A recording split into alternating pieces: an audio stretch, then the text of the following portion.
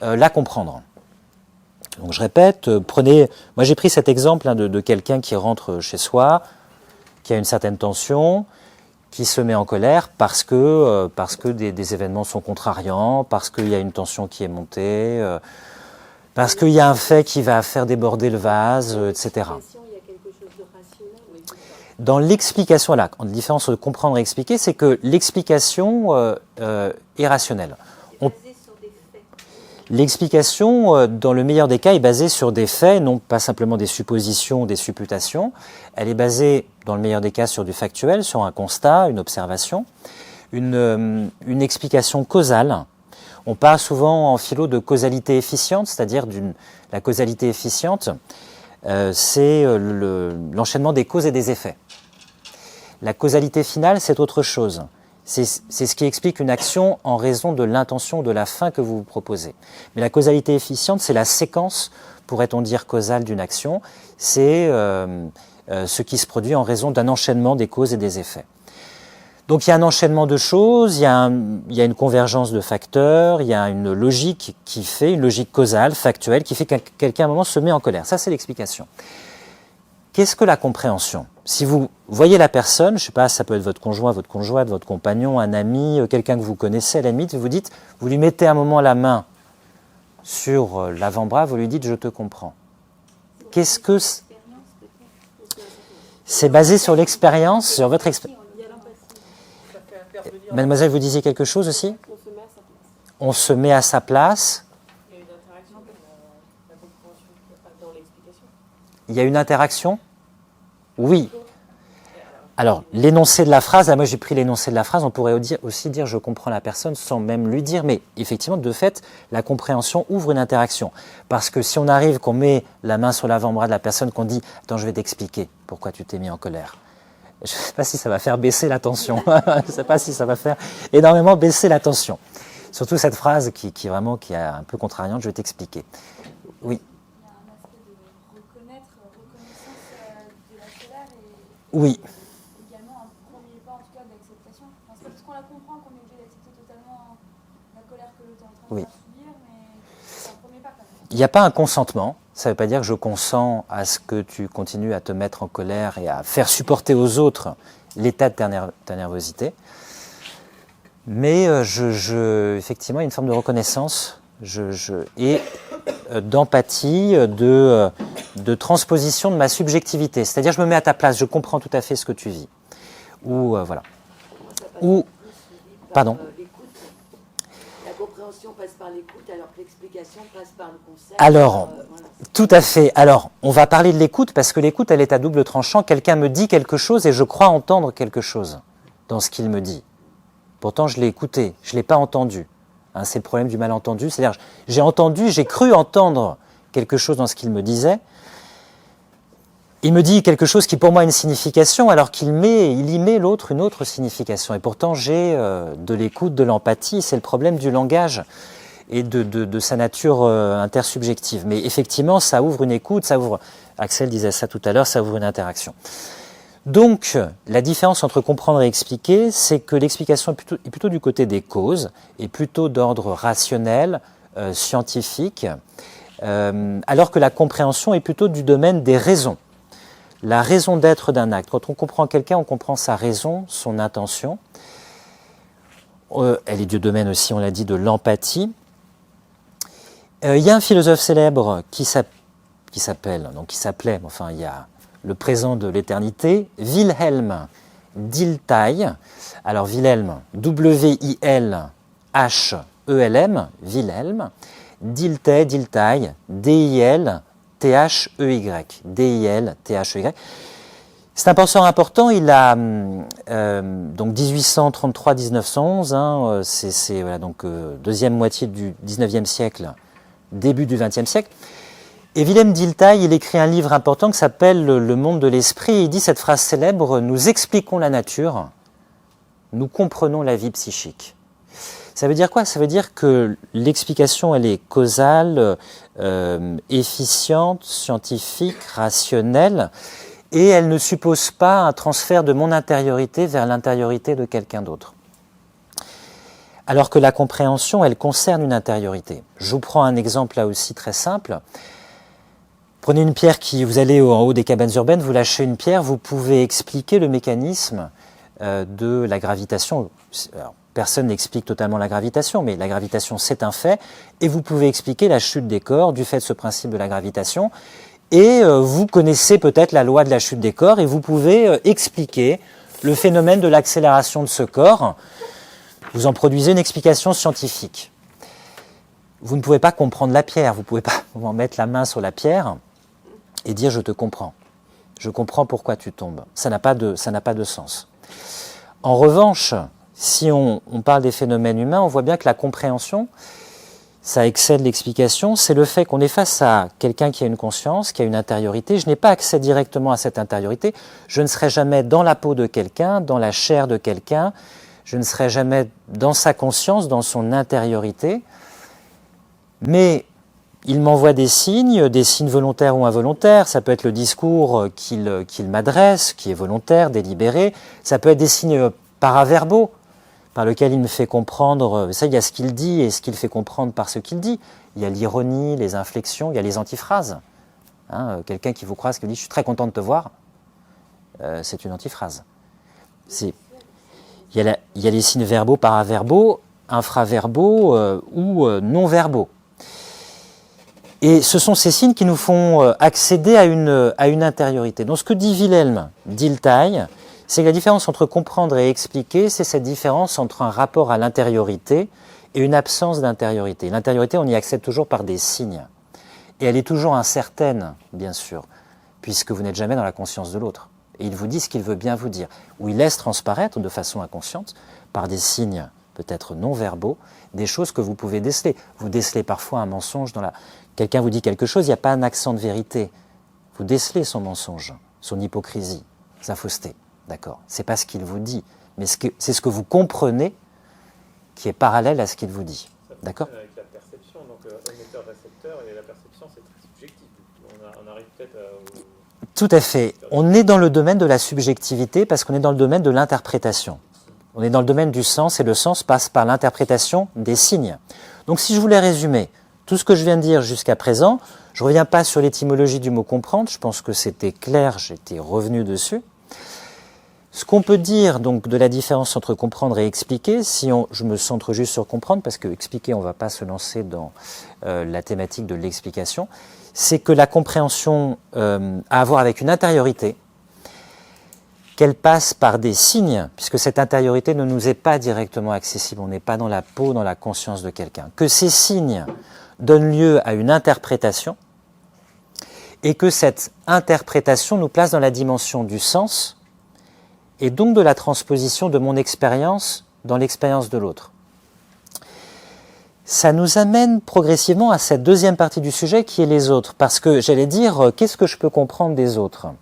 Qu'est-ce que je peux comprendre des autres si, comment dirais-je, s'ils sont très différents de moi ? Avant de m'axer sur les autres, je vous parle d'un fait d'expérience. Je discute parfois dans les parcs avec quelqu'un que je croise et qui fait partie d'une association d'addictologie d'anciens toxicomanes. Et il m'a souvent parlé, enfin à quelques reprises, du phénomène de l'addiction, du manque que c'est, de ce qu'est la consommation de drogue dure, etc. J'entends ce qu'il me dit, je comprends ce qu'il me dit, je comprends les mots, je comprends les signes, j'ai de l'écoute, je pense avoir de l'empathie, mais est-ce que je peux vraiment... Alors moi je n'ai pas d'addiction, je n'ai pas eu d'addiction forte, sauf au chocolat. Mais je me bats. Je me bats tous les jours. Je perds tous les jours. Mais c'est pas grave. Voilà, haut les cœurs. Donc, j'ai pas vécu de toxicomanie, d'addiction forte, de dépendance. Est-ce que je pourrais le regarder dans les yeux ? Alors, peut-être qu'il va se reconnaître s'il on regarde. Quand je vais mettre sur les réseaux, est-ce que je peux le regarder et dire « Je te comprends ». Est-ce que je... Qui est coupable? C'est vous? Oui. Je pense qu'on ne peut pas comprendre parce qu'on ne peut pas savoir quel ressenti il a eu dans son corps, comment il l'a vécu, etc. Ouais, tout ce qui est ressorti de son C'est ce qu'on appelle la chair, être dans sa peau, etc. La dimension charnelle de l'existence humaine. Oui, mais je pense qu'il y a la compréhension intellectuelle Oui, et la oui. compréhension émotionnelle, donc on peut le comprendre intellectuellement. Alors, émotionnellement, moi, je peux bricoler quelque chose. J'ai déjà été en manque de quelqu'un, de quelque chose. J'ai déjà désiré des choses ardemment. J'ai déjà connu la frustration. Donc je peux bricoler à partir de mon expérience par un fait de ce qu'on appelle l'extrapolation et extrapoler un phénomène limite qui est la dépendance à la toxicomanie, qui est le phénomène limite de ce que moi j'ai connu à un degré moindre. Mais ça reste de l'extrapolation. C'est bien une compréhension émotionnelle, mais elle est pas résiduelle, mais elle est limitée forcément. Quelqu'un voulait prendre la parole, Martine. Dans l'empathie, en fait, quand on fait preuve d'empathie vis-à-vis d'une autre personne, ou d'autres personnes en général, on n'a pas forcément traversé les mêmes épreuves. Je parle même à un niveau médical, un médecin qui va soigner un cancer de je ne sais pas trop quoi, il ne va pas avoir lui-même traversé. Vous voyez ce que je veux dire? Oui, oui. Il me semble que si on transcende vraiment le terme de l'empathie et qu'on s'y interroge, l'empathie, elle doit pouvoir dépasser ça. Mais ça, c'est... Oui, de la limite. Alors, c'est toute la question de l'altérité et de la singularité. Puisque plus on infléchit du côté de l'altérité, les autres... Merci Yann. Vous pouvez leur demander de servir dans un quart d'heure? Pour qu'on puisse quand même avancer. Avant, vous vous jetiez sur... Je ne sais pas ce que vous avez commandé sur la... Peut-être aussi peut-être un peu du sucré aussi. Bon voilà.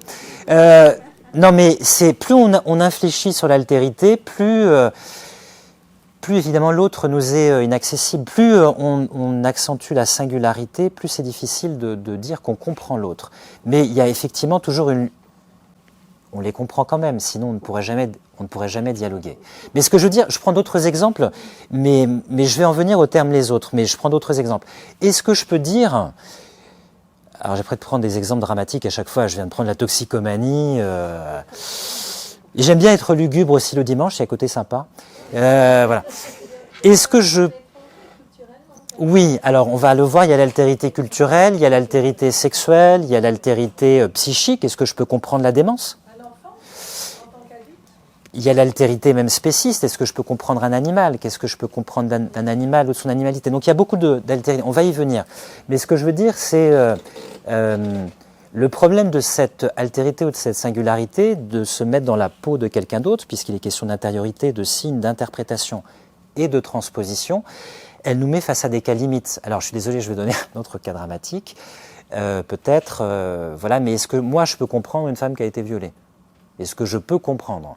Alors je peux comprendre intellectuellement, je peux aussi faire une transposition, mais est-ce qu'un homme qui n'a pas une sexualité, qui vit, excusez-moi je vais être prosaïque, mais qui vit une pénétration, peut comprendre, si vous voulez, le phénomène psychique que ça peut représenter? Est-ce que je peux comprendre quelqu'un qui ne se sent pas dans son sexe? Sachant que moi je me suis toujours senti grosso modo dans mon sexe, si je veux dire. Donc est-ce que je peux comprendre? Il y a des phénomènes limites. Il faut aussi reconnaître les phénomènes limites. Et oui. Ça ramène à la phrase initiale que vous avez dite, c'est mais tu ne peux pas comprendre et ça clôt le débat. Oui. Est-ce qu'on peut comprendre le Est-ce fait, qu'il par exemple, est... des gens sondés d'une autre couleur qui viennent d'endroits absolument épouvantables et que même si j'ai pas traverser la mer sur comme une espèce de barque, je ne peux pas le comprendre, mais il n'a pas fallu qu'on me l'explique pour que je puisse faire preuve d'empathie, même si Bien sûr. je viens d'un milieu bourgeois. Bien sûr. Un chien. Bien sûr. La colère. Martine, vous sortez, vous prenez la porte, prenez votre consommation dehors. Alors, non mais, attendez, juste un instant. Ah pardon, oui madame. Comprendre complètement, en fin de compte, il faut avoir vécu la même chose pour être vraiment Non mais, à la place. justement, simplement ce que je voulais dire, alors, non mais j'avançais une idée qui n'a pas besoin, le but c'est pas que vous soyez tous d'accord, c'est que je dis simplement, il y a peut-être des phénomènes limites, il y a peut-être des cas limites. Ça ne veut pas dire que je ne pourrais pas les comprendre, ça veut dire qu'il y a peut-être aussi dans l'existence humaine des cas limites qui nous mettent aussi face, je dirais, à l'insondable de la réalité humaine. C'est juste ça. Après, il y avait une autre remarque d'Axel, est-ce qu'il est nécessaire de comprendre? Il y a même des thérapies qui disent comprendre n'est pas le problème. Les thérapies comportementales disent je ne vais pas chercher à comprendre ton passé, ça ne m'intéresse pas. Je ne vais pas chercher à comprendre même tes sentiments. On va désamorcer, désactiver certains conditionnements. Alors attention, il y a aussi le travers inverse, c'est-à-dire qu'on va nourrir peut-être, si on ne s'occupe pas du comportement de quelqu'un, un discours et un dialogue de ressassement d'un traumatisme et d'une névrose qui parfois ne trouvent de solution que par des thérapies comportementales. Mais c'est vrai que quand on vient dans une thérapie comportementale, on vient pour résoudre quelque chose et pas simplement pour que quelqu'un nous dise « je te comprends ».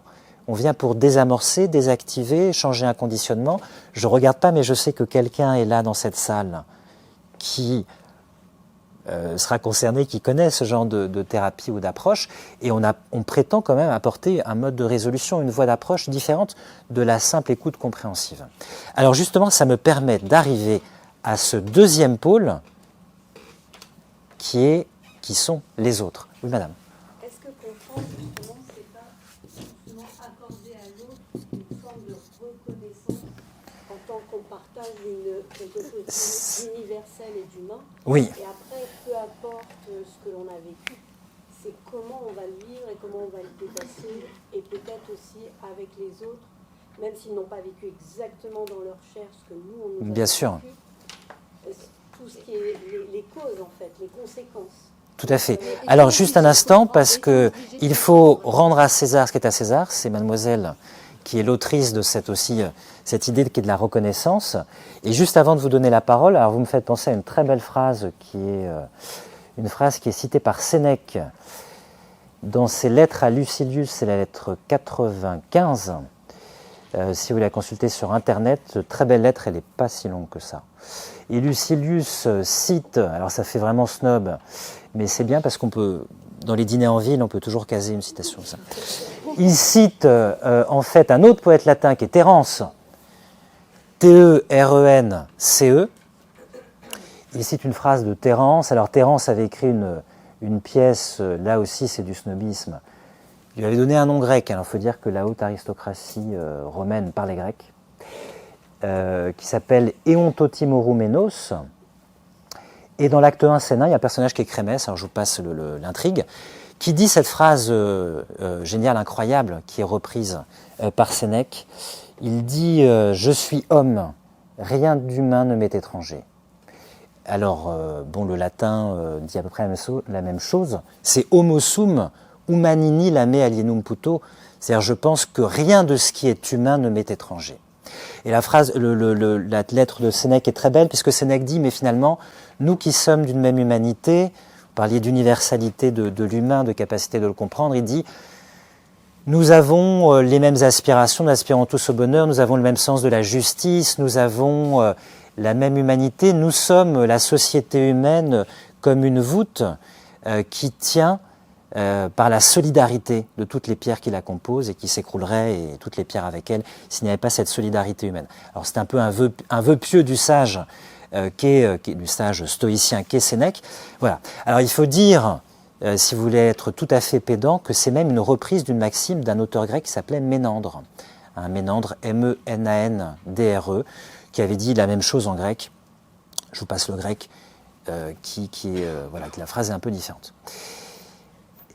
Alors, avant d'en venir aux autres, madame, vous vouliez dire quelque chose?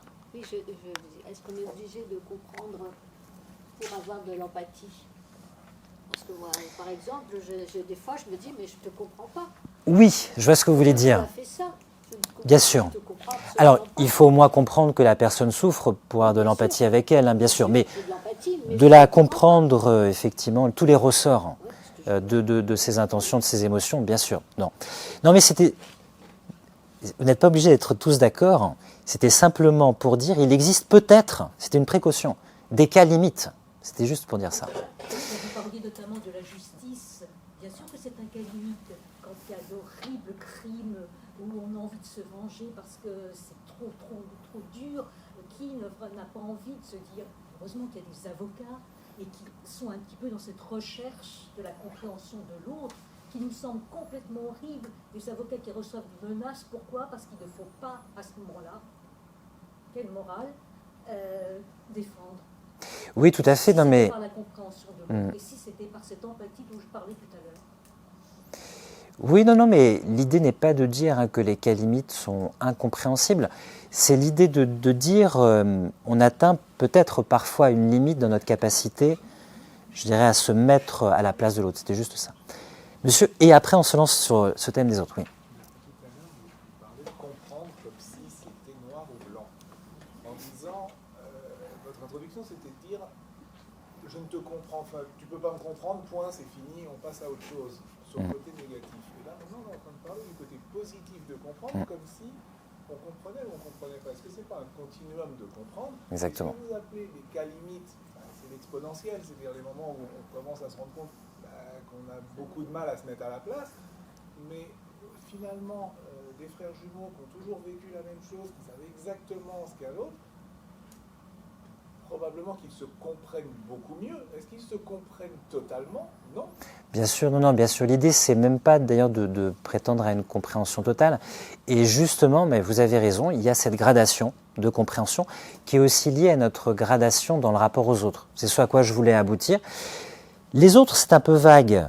Qui sont les autres, justement? Parce que vous parliez des frères jumeaux, ou des sœurs jumelles. La gémellité, c'est effectivement un cas limite. Non, je plaisante. C'est justement un cas particulier. Mais alors les autres, ça va, vous me dites si j'oublie une catégorisation, mais ça va de l'étranger qui m'est le plus étranger. J'avais prévu un texte de Montaigne. Je pourrais le distribuer un peu comme Alexandre le Grand au plus fort. Hein, voilà. Je distribue, il y a 17 textes.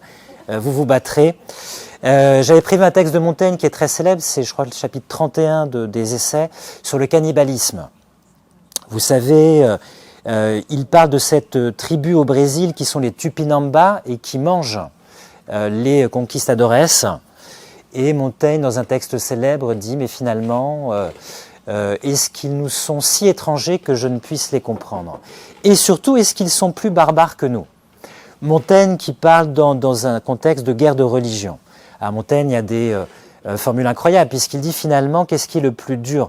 Est-ce que c'est manger un cadavre ou c'est manger un être vivant? Et il rappelle que les tribus du Brésil mangent des cadavres, tuent d'abord les personnes avant de les manger, alors que pendant les guerres de religion, parfois on donnait des personnes vivantes à manger aux chiens, à des chiens affamés. Et donc Montaigne a cette réflexion sur un élément culturel. Donc il y a l'autre au sens de l'étranger, avec des mœurs, des coutumes qui peuvent m'être totalement éloignées, différentes, divergentes, etc. Il y a le quidam, la personne qui fait partie de votre monde social, qui passe, que vous ne connaissez pas. Il y a les fréquentations, les gens que vous fréquentez, que vous connaissez un petit peu, donc que vous croyez connaître d'ailleurs. Il y a vos collègues, méfiez-vous de vos collègues. Il y a vos collègues. Il y a après ce qu'on appelle les compagnons de fortune ou d'infortune, les personnes qui vous accompagnent dans certains moments de la vie, ça peut être plus ou moins transitoire. Il y a ça peut être un compagnon de vie même, ou une compagne, où là on passe dans le domaine du couple.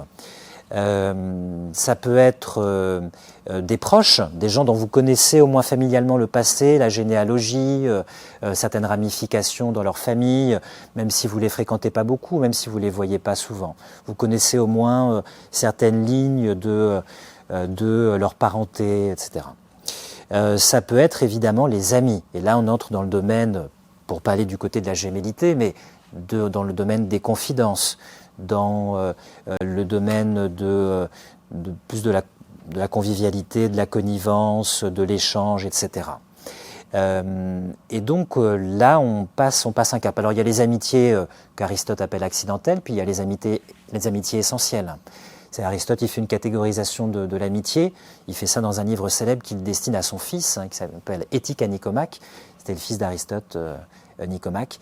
Et dans le livre 8, il dit l'amitié, elle est fondée sur 3 choses. Sur le plaisir, sur l'utilité et sur le sentiment du bien. Et on peut avoir des amitiés uniquement de plaisir et puis des amitiés où profondément on est ami avec une personne parce qu'elle est bonne pour nous. On a une amitié plus ou moins essentielle. Ça peut aller, cette amitié, jusqu'à l'amitié profonde fusionnelle. Je vous cite un cas célèbre que vous connaissez sans doute. Vous connaissez la célèbre formule de Montaigne au sujet de son ami La Boétie. Montaigne qui nous dit « parce que c'était lui, parce que c'était moi ». Quand il essaie d'expliquer justement l'amitié, il dit « on s'est trouvé ». D'ailleurs, il y a des phrases très belles, on s'aimait avant de se connaître, parce qu'il avait entendu parler de La Boétie, il savait un petit peu qui il était. Il le rencontre et c'est un coup de foudre amical, ils échangent beaucoup, ils sont sur la même longueur d'onde, et Montaigne va jusqu'à dire que leur âme s'entremêle. Il y a une phrase célèbre qu'on cite souvent sur leur amitié profonde, sur leur connivence, le fait qu'ils ne formaient plus qu'un pour Montaigne. Un même esprit avec deux corps. Il dit, à propos de leur âme, je le cite, « En l'amitié de quoi je parle, elles, les âmes, se mêlent et se confondent d'un mélange si universel qu'elles effacent et ne retrouvent plus la couture qui les a jointes. » Donc il nous dit, dans ces cas-là, effectivement, on fait presque corps avec l'autre. Une résonance en fait particulière. C'est une confraternité totale, un partage de vie, d'émotions intellectuelles nourries. La Boétie mourra jeune, foudroyée. Il laissera un très grand livre, le discours sur la servitude volontaire. Voilà, et Montaigne, effectivement, portera le deuil de cet ami. Donc les autres, c'est toute une gamme très différente. Ce qui me permet de venir à cette question, y a-t-il, mais qu'on a déjà un peu abordé, y a-t-il des formes d'altérité qui sont si grandes que ma compréhension va tourner autour de l'autre sans forcément le pénétrer? Et je prends des exemples peut-être pour revenir à des cas que j'avais effleurés tout à l'heure. Je prends l'exemple de la démence, de la folie. Est-ce que je peux comprendre quelqu'un qui déraisonne? Il y a des fous célèbres, ça y est, il y a des fous célèbres dans l'histoire de la littérature qui sont mis en scène, souvent on les trouve chez Shakespeare par exemple, vous savez, le roi Lear qui devient fou. Est-ce qu'on peut comprendre la démence? Est-ce qu'on peut comprendre la folie? Est-ce qu'on peut... Alors moi j'ai des exemples, mais je vous pose la question à vous. Il faudrait d'abord la définir. Alors j'ai dit déraisonner. J'ai dit déraisonner. Exprès, j'ai dit déraisonner. Ça veut... D'où elle vient, cette folie? Parce que ça renvoie à la raison, ça renvoie pas au sentiment, justement. Alors, le service a été fait. Je ne sais absolument pas qui ça concerne.